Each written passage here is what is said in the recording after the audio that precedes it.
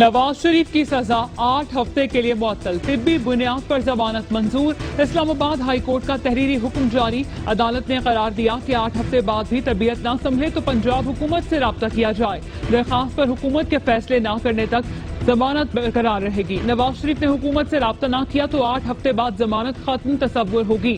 سابق وزیر اعظم کی جانب سے 20-20 لاکھ روپے کے مچلکے جمع کرا دیے گئے، 2 شخصی ضمانتیں بھی جمع کرانے کی ہدایت، نیب کی مستقل ضمانت اور ملک سے باہر جانے کی اجازت دینے کی مخالفت۔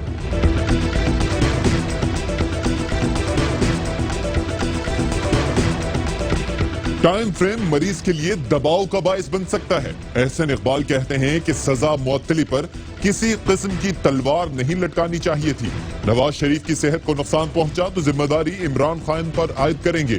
میڈیکل بورڈ کے مطابق لیگی قائد کا وزن 7 کلو کم ہو کر 100 کلو ہو گیا۔ ذاتی معالج ڈاکٹر عدنان کا نواز شریف کی صحت پر اظہار تشویش، بتایا پلیٹلیٹس بڑھانے کے انجیکشن سے گردے متاثر ہو رہے ہیں۔ نواز شریف کا بلڈ پریشر اور شوگر بھی قابو میں نہیں۔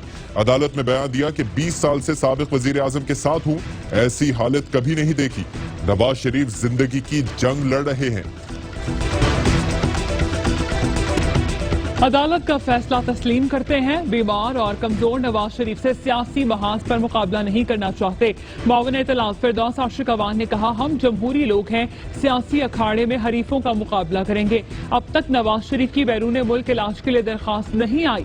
وزیر اعظم نے وفاقی وزراء کو نواز شریف کی صحت پر بیان بازی سے روک دیا۔